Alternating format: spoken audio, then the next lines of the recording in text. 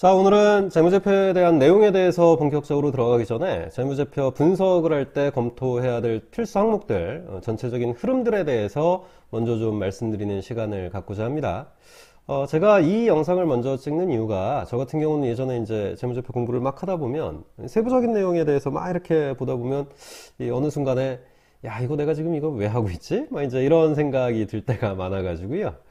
뭐 주요 용어라든지 아니면 재무제표의 종류와 관련된 거 그리고 상세 분석으로 들어가기 전에 일단 그래도 전반적인 확고 항목들 중요한 부분들은 뭘까라는 흐름을 먼저 좀 말씀드리고 들어가는 게 좋겠다라는 관점에서 이 영상을 먼저 좀 촬영을 하고 있습니다.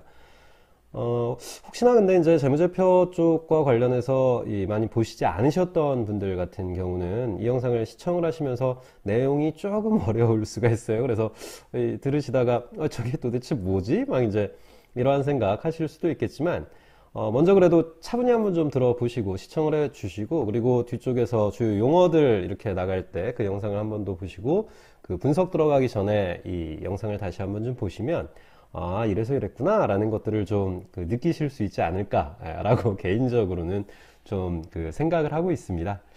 자, 그래서 어쨌든 좀 들어가 보면요. 재무제표 분석이다 라고 했었을 때는 개인적으로는 그렇게 생각을 해요. 내가 그냥 처음부터 재무제표 이렇게 빡 보는 것이 아니고 뭔가 보기 위해서는 뭘 분석을 할 것인가 라는 포커싱을 좀 해야 될 거고요. 그렇게 포커싱한 거를 토대로 해가지고 개인의 창의성을 좀 발현을 하면서 분석 들어가야 된다라고 생각을 하거든요. 뭐 예를 한번 좀 생각을 해보면, 예를 들어서 가정을 해보죠. 제가 지금 뭐 제조업종 쪽에 성장 가치주라는 거를 한번 좀 찾아서 분석을 하고 싶은 니즈가 있어요.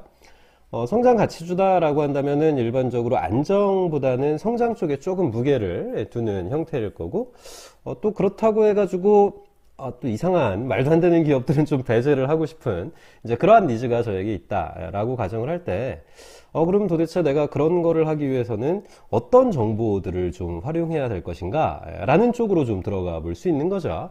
그러면 그냥 생각해 보면은 당연히 이제 매크로한 관점에서 어떠한 산업의 성장성이 어느 정도 될 것인가, 성장 가능성이라는 정보도 좀 봐야 될 거고요. 그리고 어떤 기업의 제품의 경쟁 기업 대비의 차별성과 관련된 정보들, 그리고 뭐 CEO분의 어떠한 혁신 또는 성장 마인드 같은 것들을 좀 확인하고 싶을 거 아닙니까? 근데 이제 이러한 부분들 같은 경우는 우리 재무제표를 분석한다 그래서 얻기는 어렵죠. 그쵸?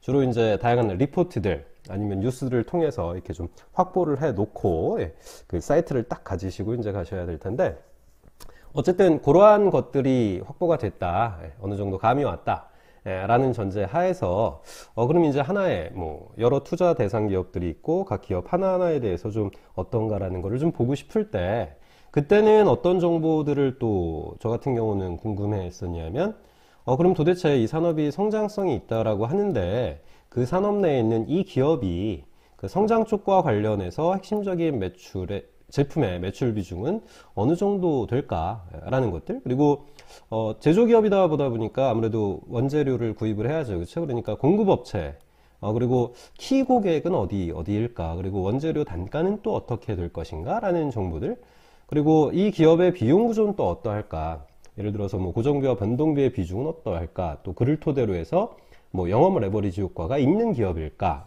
라는 것들, 그리고 1년 동안에 이 기업은 어느 정도의 현금을 창출할 수 있는 능력을 가지고 있는 기업인가, 그리고 자산의 자산성이라는 거는 자산이 현재 갖고 있는 자산이 자산 가치가 진짜 그대로 있는 것인가, 뭐 신규 투자는 잘하고 있는가, 그리고 혹시 그 1년 내에 자금 부족 현상 같은 거를 이렇게 맡게 될 그러한 위험성은 없는가, 뭐 등등등 여러 가지 정보들을 확인해 보고 싶거든요, 저 같은 경우는.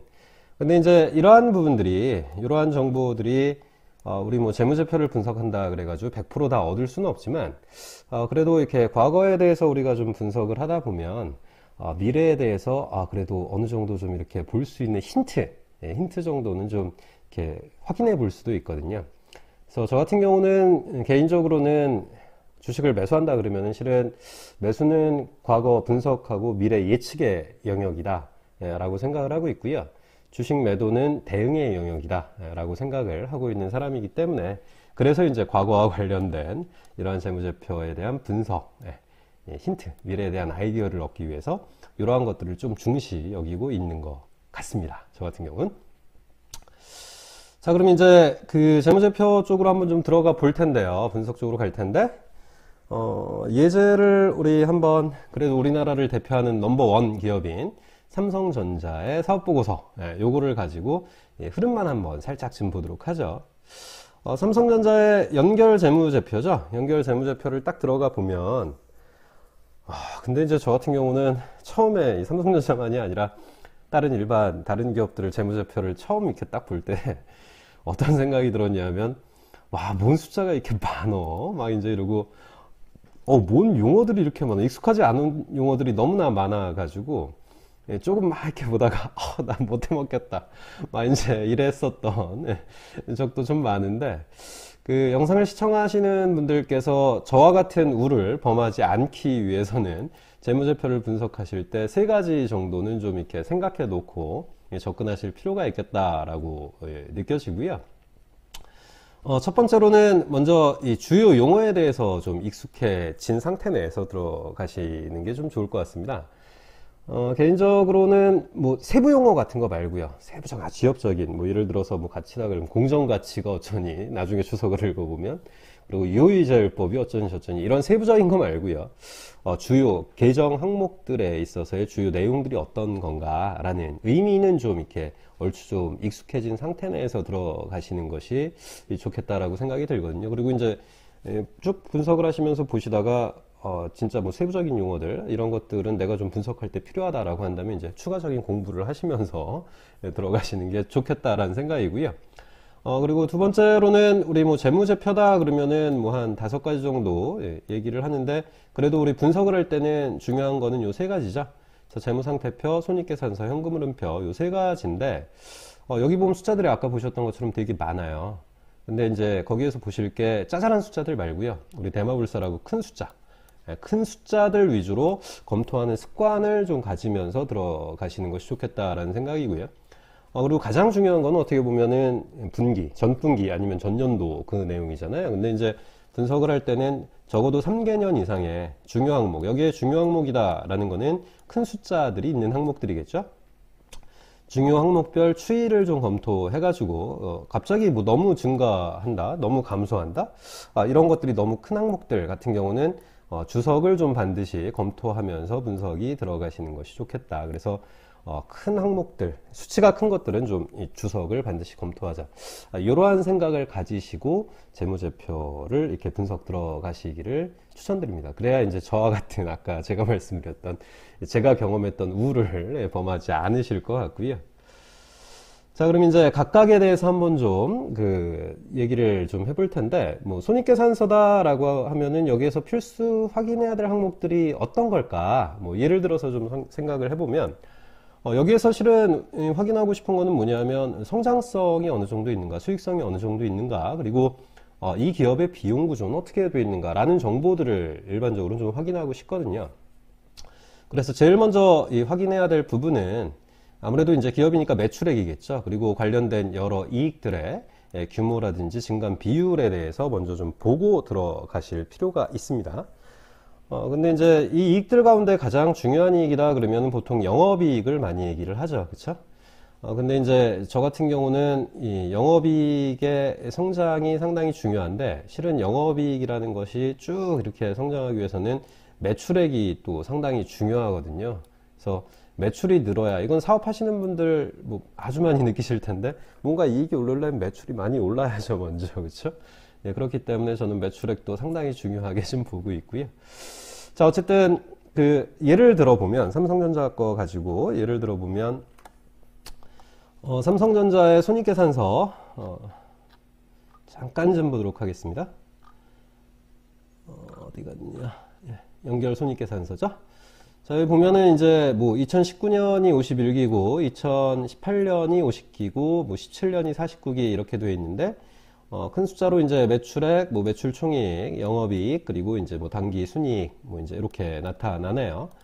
근데 이제 영업이익 단을 보면 전년도 아니면 3개년도의 증감률을 보면서 들어간다라고 말씀을 드렸으니까 작년에, 재작년이죠. 50기에 영업이익이 50조, 단위가 100만 원이니까 58조가 나왔는데, 영업이익이 27조로 떨어졌어요. 근데 매출을 보니까 매출은 243조였는데 230조가 됐네요. 51기는. 그러면 매출액이 떨어진 비율보다 영업이익이 떨어진 비율이 30조 이상. 30조 정도나? 그러니까 푹 떨어졌잖아요. 더 많이 감소했다 이거죠. 그러면 이제 왜 그럴까? 이렇게 질문을 하시면서 뭘 분석을 해야 될까? 들어가시는 거거든요. 근데 이제 왜 그럴까 봤더니 판관비 쪽은 3조 정도만 늘었는데 실질적으로 이렇게 30조 가까이 영업이익이 떨어진 근본적인 원인은 매출 원가. 그래서 매출 총이익이 거의 한 27조 가까이, 그쵸? 27조 맞죠? 27조 가까이 이렇게 빡 줄은 거잖아요. 그러면 이제 왜 그럴까? 이제 이러면서 분석의 포인트를 창의적으로 한번 생각해 보시는 거죠.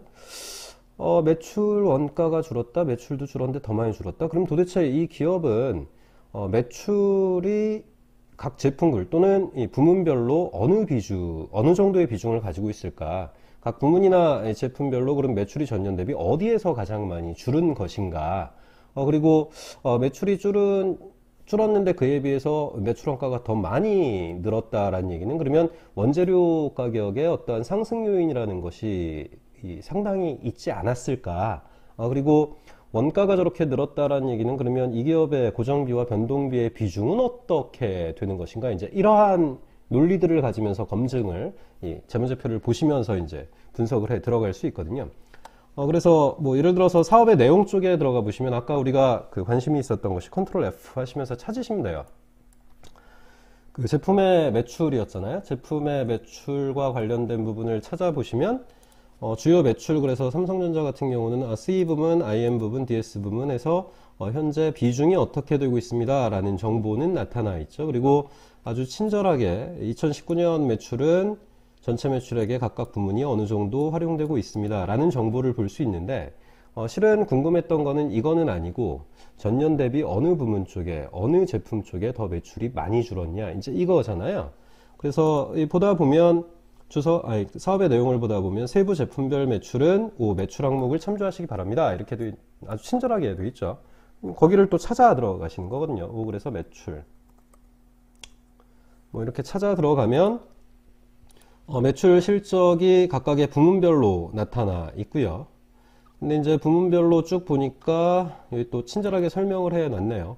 어디에서 전반적으로 감소가 되고 증가가 됐는데 DS 부문이 19.4%가 감소가 됐고 DS 부문이 감소가 됐는데 그 안에서도 실은 많이 감소된 부분이 20조인가요? 억 원이니까 1000억, 그쵸? 20조. 22조 가까이가 반도체 사업 쪽에서 감소가 됐구나. 그럼 작년에는 반도체 업황이 아주 안 좋았었구나. 그럼 올해는 좋아질까? 이제 이러한 부분들 다양한 자료를 토대로 해서 생각해 보실 수 있고, 그리고 주요 제품별 매출 실적이라는 거 나타나 있는 걸 봤더니 어느 쪽이냐면 거의 뭐 한 22조 가까이가 메모리 쪽에서, 반도체 쪽이니까 그렇죠? 메모리 쪽에서 줄었었고, 그리고 주요 지역별 매출 현황도 볼 수 있죠. 주요 지역별 매출 현황을 보다 보니까 어느 쪽이냐 하면 중국 쪽이네요. 중국 쪽에서 거의 한 뭐 10 몇 조죠? 한 16조 정도 되나요? 16조 정도 매출이 이렇게 푹 줄은 상황이네요. 그러면 과거에 이랬다 이거죠. 작년에 이랬다 이거죠. 그러면 그거는 이제 이래서 이랬구나 라는 걸 느낄 수 있는 거고, 나중에 가치라는 걸 이제 평가를 하실 때는 그러면 올해는 어떨까, 내년은 어떨까, 다양한 정보들을 토대로 해서 기업의 내재 가치를 구할 때, 특히나 이제 이런 거 같은 경우는 성장 가치와 관련된 부분이잖아요. 성장 가치를 구할 때 활용해 보실 수 있는 부분이고요. 아까 또 궁금했었던 것이 원재료와 관련된 부분이었잖아요. 그래서 뭐 주요 원재료, 사업의 개요 쪽에 주요 원재료를 치시고 들어가면 찾아보시면 주요 원재료의 각각의 부문별로 원재료 품목이 어떤 거고 비율은 어떻게 되고 주요 매입처는 어디다, 즉 공급업체는 어디다 라는 정보들을 확인해 볼 수 있고, 그리고 주요 원재료의 가격 변동 추이가 어땠다 라는 것들도 확인해 볼 수 있죠. 그러면 이러한 것들을 봤었을 때 그러면 미래는 어떨까, 올해는 어떨까, 내년은 어떨까, 조 원재료는 뭐 예를 들어서 유가와 관련이 돼 있다. 그럼 유가는 오를까 내릴까, 그에 따라서 이 기업은 어떻게 연결이 될 것인가 라는 것들 창의적으로 한번 또 생각해 보실 수도 있는 부분이고요. 투수 설정을 여는 중입니다. 이런 제가 이거 핸드폰을 켜놔가지고. 예. 자, 계속 갑니다. 그리고 또 궁금했었던 부분이 그 매출 원가의 구성이죠. 그쵸? 그래서 그거 같은 경우는 어디에서 볼 수 있냐면 매출 원가의 구성까지는 바로 들어갈 수 없지만 고정비, 변동비라는 부분까지는 들어갈 수 없지만 우리 비용에 대한 상세 내역이 있거든요. 비용 성격별 비용의 성격별 분류. 예. 성격별 분류라는 곳에 들어가 보시면 여기 보면은 단기 및 정기의 비용의 성격별 분류 그래서 나타나 있거든요. 그래서 이거하고 이제 판매비와 관리비를 보면서 고정비성과 변동비성을 발라내 봐야 되죠. 그래서 그냥 상식적으로 보면 원재료 같은 경우는 변동비 형태일 거고요. 급여도 일반적으로 변동비고, 뭐 감가상각비는 고정비 성격이다. 이제 이런 것들을 토대로 해서 고정비와 변동비의 비중이 어느 정도 되는지, 그리고 영업 레버리지 효과가 어느 정도 있는지 라는 거를 좀 생각해 보면서 들어갈 수 있겠다 이겁니다. 그래서 어쨌든 이러한 매출액과 이익의 규모의 증감 비율을 토대로 해서 개인의 창의성을 토대로 관련된 내용들을 한번 좀 분석해 볼 수 있고요. 이러한 사항들은 그래도 제조 쪽이다라고 한다면은 어떠한 기업이든 간에 한번 또 분석해 보실 필수 항목들이 아닐까라고 해서 좀 말씀을 드리고 싶었고요. 시간이 너무 길어지네요. 우리 현금 흐름표하고 그 재무상태표 쪽은 우리 다음 시간에 같이 한번 또 추가적으로 공유하는 걸로 하도록 하겠습니다. 감사합니다.